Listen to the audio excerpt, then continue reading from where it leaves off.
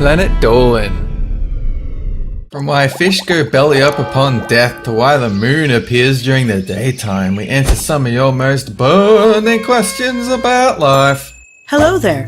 My name is Shima, and I'll be reading out the questions and answers. I'm Danger Dolan, and I'm here to blow your mind with truth. Star Butterfly asks, why do we talk in our sleep? Because some people who shall remain nameless, they just won't stop talking. Whether they're at the gym, at the library, at the movies, even when they're unconscious. I mean, just for 5 minutes, just stop, please, please. When you're entering deep sleep, you'll experience a lot of random thoughts and feelings which your unconscious mind may convey vocally. There's usually no meaning behind what you say though, so sleep talking about that murder that you may or may not have committed won't hold up in a court of law. Probably. Sophie and friends ask, can babies understand each other? Of course they can. In fact, we made a documentary about it called Rugrats, which some have waved off as a propaganda film created by babies in order to make us think they're simple-minded. But we have our suspicions. If you're asking about whether or not babies can understand the gibberish their baby friends say, then no. However, babies do reliably convey and understand body language and can even read each other's moods if they so choose. U.S. McCool General asks, how much oil is left on Earth? We have about 38 spoons worth of oil left. We'd have more, but each time we go around lending people oil, we drop the spoon into the ocean and cause massive oil leaks. Don't worry though, there's a policy going through Congress that will give us bigger spoons. The rough estimation of how much oil is left on Earth is around 1.1%, around 1,700 billion barrels worth, which is enough oil to last the world only 53 years at the current production rate. Jigmaster asks, why do fish go belly up when they die? They're not dead, they just get so fat that they need breaks from the exhausting burden of being alive, so they float to the surface to catch some air. At least until you heartlessly throw them in the toilet and flush them out of existence, you monster. This is because they have what's called a swim bladder, a pocket full of air through which oxygen is extracted from water and retained, even after death. So as the belly balloon rises, the fish flip upside down and kinda hover there. Shima, did you throw my fish in the toilet again? I told you before, they're not dead yet. Oh, okay, I'm sorry, I didn't realize. What? I'm on to you, cat. Mike Schmidt asks, will we ever run out of air? We ran out of air ages ago. Don't tell me you're the kind of nooblet that actually breathes that stuff. Next thing you know, you'll be telling me you also lie in bed and go unconscious for half the day. What do you mean you blink? No, because so long as we have trees and photosynthesis, there will always be oxygen in our atmosphere. And even if it vanished, we'd still get oxygen from algae, and we can make oxygen from water. We would have to damage the planet considerably before this becomes a problem. Lydia Plays MCP Nikolovska asks, why are ghosts invisible? They're not invisible, I see them all the time. For some reason, this mustached guy keeps hanging around me though. I don't know why he keeps asking me why I got the surgery and shaved my face. And what's a wow video? There is currently no scientific proof for a ghost's existence. However, many claim these are the souls of those who have passed on and aren't made up of physical matter, like how you can't see radio waves. But the ghost may briefly be seen through mediums such as cameras, usually because we have no way to explain a mysterious event logically. By the way, Dolan, I found your old high school yearbook. You looked a bit, different back then. Ugh, I was such a loser. You looked so happy though. See, look how happy you are right there. Yeah, before I started to figure out the truth. Marco Loberek asks, what would happen if the Earth and Sun switch places? We'd have to fly over to Mars and live there. The Martians wouldn't be too happy though, and they're notoriously selfish. They'd likely hoard all the dirt and we'd have to sleep on rocks. Do you know how hard it is to write scripts and animate on a rock? It's very hard. Get it? It would be total mayhem. Every planet would get sucked towards the sun very quickly, and those that survive would likely hit each other or the Earth. And we'd end up seeing new planets due to the sun's new position in the completely different belt of gravity. Hannah asks, how does CDs work? What's a CD? Is that a phone app? What does the C and D stand for? Shima? Yeah? What does C and D mean? It's a compact disc. Oh, like the cup holder tray in my computer? Think of it like a record player with the moving arm that hits the plastic bumps on the record, which translates into music you can hear. CDs are like this, except those plastic bumps are now flashing beams of light that project the same information without ever wearing down, unless you've scratched the surface of the disc. Aaron Pritchard asks, why can I see the moon when it's daylight? What? Nobody can see the moon at daytime. That's impossible. Unless... That's no moon! That's a space station! Oh wait, no, that is the moon. Sorry.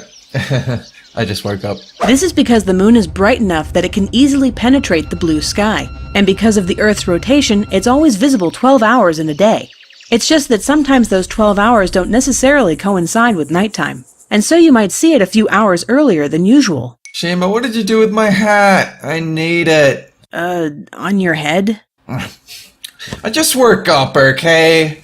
Where's my coffee? Oh, yeah. C&D tray.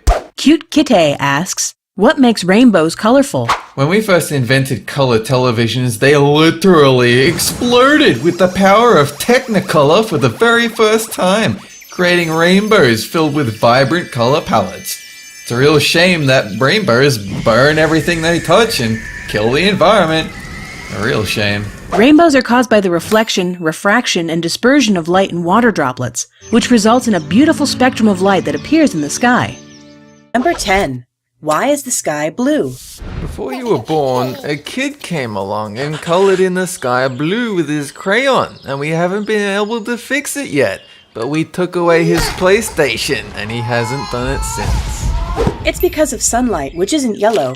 It's actually a bunch of different colors all mixed together. And blue just happens to bounce around the sky more than others, like red or green. Pigeons. Blue pigeons everywhere. And they move so quick that by the time you've spotted one, it just becomes a blur in the sky. And each pigeon has a name, but it's been so long that we've forgotten what they are. We think one of them is named Enrique. Number 9. Why do you sink in quicksand? Old people spend a lot of their time under the sand waiting to pull you under. And once they do, they will steal your youth and you will become old until you grab a kid yourself and pull them under to get young again. You sink because the sand is mushy from lots of water. Like when it rains outside and the dirt turns to mud and becomes slippery. Quicksand actually just wants a friend, and it's trying to give you a big hug, but you keep squirming out of it. So now it thinks you don't want to be its friend, and that makes it sad. No. Number 8. If you were on the other side of the planet, would everything be upside down?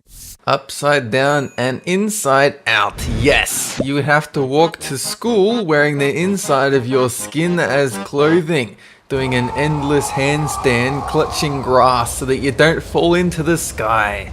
No, because no matter where you are on Earth, you would be pulled towards the ground and the center of the planet due to a thing called gravity. Since the world is flat, when you flip it upside down, you'll find an evil version of yourself, doing nasty things like spitting on sidewalks and not helping old ladies cross the road. Number 7. How many people are there in the world? There were actually 100 billion humans at one point, but a meteor hit the Earth and went straight through it and took 93 billion people off into outer space. It's been a while since we heard from them, but sometimes a space stork brings back a baby or two, so that's alright. There are more than 7 billion people living on Earth right now, not counting all the animals. And we might end up with more than 9 billion people in about 30 years. Number 6. Why is the Earth round? The Earth was flat a few thousand years ago, but it kept eating cake and cookies and chocolate, and now it's gotten a little bit fat. It can't even fit into its pants anymore, so its legs and feet are a little bit cold. For the same reason the other side of the planet isn't upside down, gravity means everything is being pushed towards the center of the planet, and being round means that every part of the Earth is as close to the center as possible. Number 5. Why can't we live on other planets? We do. It's called Planet Dolan, where everyone dances all day, every day, and cute little bunnies roam freely. But we ignore them because we're so focused on dancing, and they don't like us for that. A lot of other planets are either too hot or too cold, and they don't contain things that keep us alive, like oxygen or water. so we would need special equipment to visit them, like spacesuits. Number 4. What would happen if all the gravity disappeared? You would simply need to replace the hamster on the hamster wheel that's running around powering the Earth. If that doesn't restore gravity, then we're gonna need to turn the Earth off and turn it back on again. That should solve the problem. We would all float away into outer space because there would be nothing holding us onto the surface of the planet. But don't worry, gravity isn't going anywhere. Number 3. Why does the ocean taste so salty? Every Tuesday, I visit my local beach with a bag full of salt, and I pour it in. People usually try and stop me, but I just throw a handful of salt at them and they dissolve into the sand. It's because the ocean slaps against rocks on beaches, and the rocks put a lot of salt into the water, where it is carried over huge distances, and it's been happening for millions of years. Number 2. Where does snow come from? One day, a snowman woke up and found he was the only snowman in the whole world. So to stop himself feeling lonely, he started coughing up snowballs and used them to build friends. So that's where snow comes from. It's a ball of cough. Clouds drop rain out of the sky, and on the way down, those drops stick to things like little bits of dust and freeze solid. Then other water drops join in and freeze, forming snowflakes and ice crystals. Number 1. Why do seashells sound like the ocean when you put it against your ear? It isn't actually an ocean sound. If you listen really carefully, really quietly, and you concentrate really hard, you will hear a turtle gently whisper into your ear. Hey, how's your day been? Those aren't ocean sounds. Those are fluids inside your ear sloshing around like waves. The shell just makes that sound louder and echo, so you can hear it clear as day. Dragon Girl 5000 asks, why do fawns have spots? Those aren't spots, they're burn marks from spending too much time sunbaking on the beach. I'd flake them off with a cheese grater, but none of them seem up for it. It's really strange. Most fawns are born covered with white spots and no natural scent, for the sole purpose of camouflage. The spots help break up the baby's outline, making it more difficult for a predator to single out the fawn from the tall grasses they usually hide in. Shima, look! I made a smiley face! Sophia Murphy asks, why can't dogs eat chocolate? Because there wouldn't be any left for us. Just think of what would happen if dogs found out they could eat delicious chocolate with absolutely no repercussions. Don't even think that! Just keep repeating. Chocolate isn't good for dogs. Chocolate isn't good for dogs. Repeat it until it's true. Chocolate isn't good for dogs. Chocolate is actually toxic to dogs and many other pets. Chocolate contains cocoa, which contains a chemical called theobromine. It's this chemical that is hazardous to a dog's health. So even though your dog may try to trick you into thinking they should have your chocolate, don't give in. Audrey Lefeld asks, how many species of bats are there? There are actually 2. We use one to hit balls in games of baseball, and the other is a different type of bat used in cricket. After the game, we usually let them fly off to chill out and prepare for tomorrow's game though. There are actually over 1,200 different species of bats in the world, and they're divided into 2 distinct categories: the large fruit-eating megabats and the smaller echolocating microbats. Aside from fruit and bugs, there are even bats that feed on fish and, more famously, the blood-drinking vampire bats. Look, Dolan, isn't it just the cutest? Ugh, hate these things. Kylie Allen asks, why do guys have Adam's apples? Guys get Adam's apples when they eat an apple for the first time. It gets stuck in their throat and stays there forever. Girls don't get them because they actually chew their food. Like, with their teeth. It's gross. Both men and women have Adam's apples, but they're not as prominent on women. When a boy hits puberty, hormonal changes in their bodies cause their larynx or voice box to grow rapidly.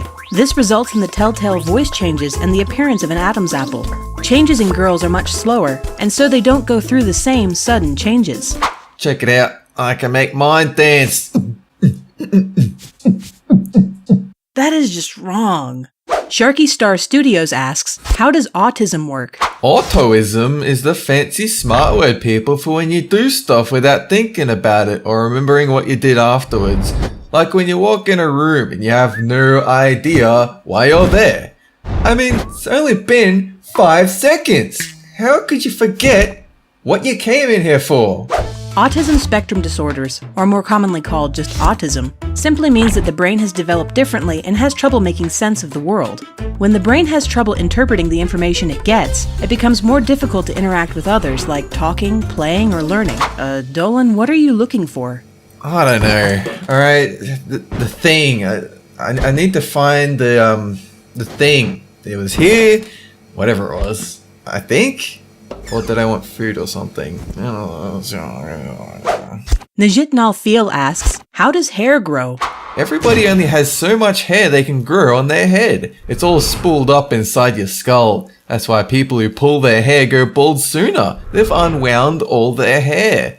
People like me, though, we're naturally bald. That's not true. What about this old picture of you? You've got tons of hair. That was just a phase.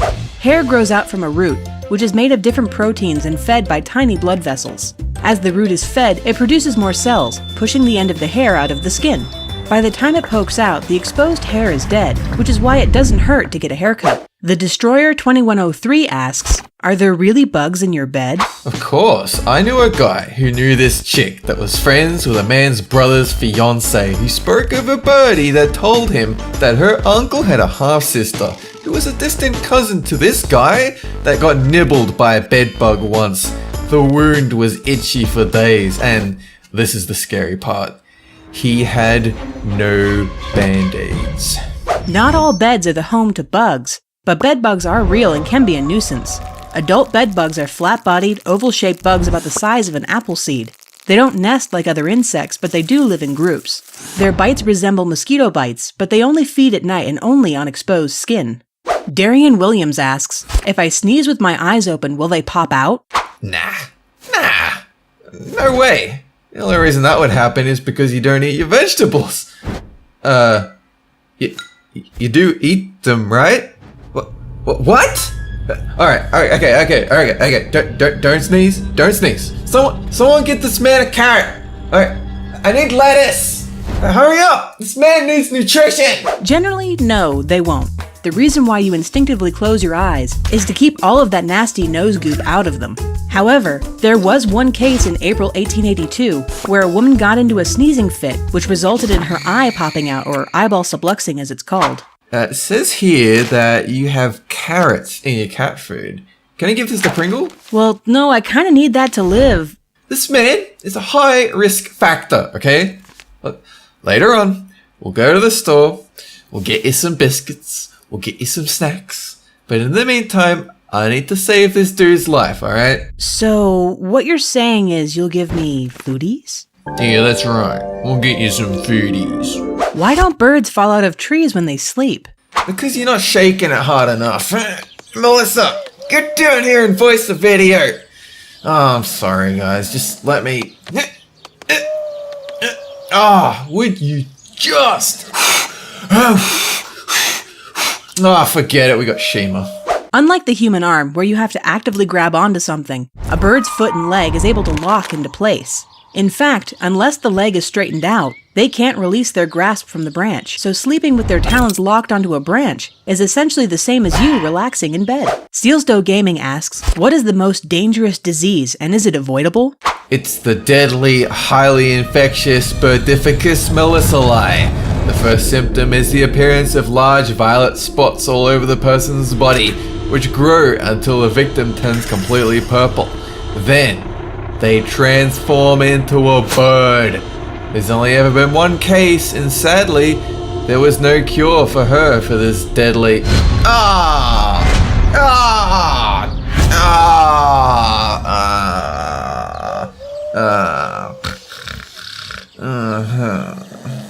There are actually 3 super deadly diseases in the world right now: the Black Plague, smallpox, and HIV. There is a vaccine for smallpox, but the other 2 are still in development since they both keep mutating. They're all avoidable though, as long as you don't travel to where they're most common. But if I have to pick just one, smallpox is the worst by far. Come on. Dolan, you gotta do your outro. Have a good one. If humans go extinct, can they eventually come back to life through other means? Of course they can, but you have to release as a ghost and it takes ages to run back to your corpse. Unless you ask someone for a res, but prepare to be disappointed. Melissa, sure would be nice if you gave me a quick rest. Kinda dead here. Hello? If we're talking about humans slowly dying out of old age, there's always the possibility of cryogenic freezing, which has a tiny chance of working if we eventually found the technology to revive them. Otherwise, if it's a mass extinction, there's always DNA resurrection. But since we haven't even done this with mammoths yet, for humans, it would be unlikely. What would the world be like if dinosaurs were still alive? Uncomfortable. It's already hard enough finding a seat on the train to get to work on a morning. Can you imagine how squished we'd be if dinosaurs caught the same rides as we did? And don't get me started on coffees. Don't even mention that word to me. Even though we'd like to think that if an asteroid never hit, we'd have a T-Rex roaming around in our neighborhoods, unfortunately due to the ice age and atmospheric changes, all the big dinosaurs would have likely died off by now, and early humans would have finished off the rest thousands of years ago. But we would have a lot of smaller dinos, such as birds, today. Oh, so that makes you a dinosaur. Called it. Hey, you better be nice to me. I brought you a bunch of coffees. Could a supernova incinerate an entire solar system? No way, man. Supernova is the best ice cream flavor in the world. Well, I guess it's true that I've never tried it before, but one lick can't hurt. Well, considering our sun is a mere distance of 8 light minutes away, just enough to warm our planet but not burn it, a supernova would safely destroy planets within 30 light years of their explosion. And since Alpha Proximus is 4 light years away, you can safely bet it would indeed destroy our solar system, and more. Though luckily this won't happen, as there are no supernova candidates near to our solar system. How does milk turn into cheese? You know that old myth about how a cow produces cheese instead of milk because it's scared? Well, it's true. And even though we're always telling them, don't watch Saw, don't watch Dawn of the Dead, they're always watching it on their smartphones when you're not looking, and we end up with mountains of cheese. Tastes good, bud. This is a process called curdling, in which bacteria piles up on aged milk. It digests the lactose and produces acid, which makes the milk come out in lumps and have a sour smell. Factories do this intentionally, but they remove the bits that would make you sick so you can safely eat the cheese. This blue cheese is delicious! Dolan, where did you get it? I watched the spooky movie, Paranormal Activity. Does that mean... Yep, I made it. What is the closest evidence we have for extraterrestrial life? When you run out of toilet paper and there's none left. I mean, there's no possible way I used up all 12 rolls so quickly.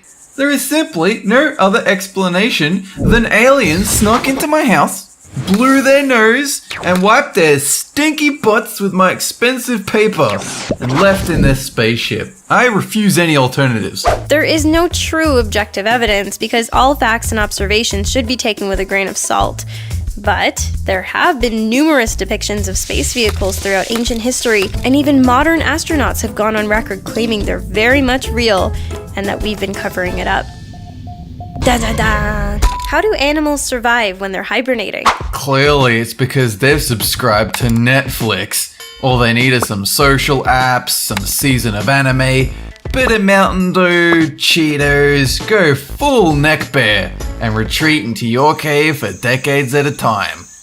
Don't introduce them to an MMO though, or say goodbye to them forever. Think of the energy you use in your day as fuel in a car. The more active your day, or the faster you go, the more fuel you use, which you get back from eating and sleeping. Hibernating takes that fuel and conserves it heavily by slowing your breathing and heart rate to almost nothing. You're essentially sleeping for months on a stomach full of food and drink. Hey Melissa, have I introduced you to something called Reddit? Oh? Who's a Reddit? Melissa, I don't think birds are supposed to hibernate. Just one more subreddit. Could humans survive if they were nocturnal? Survive? At nighttime? Does this look like the body of someone who just survives?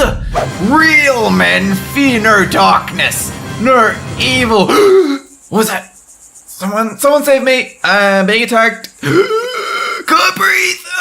So weak. Sorry about that. One of my feathers dropped. Can't survive this assault.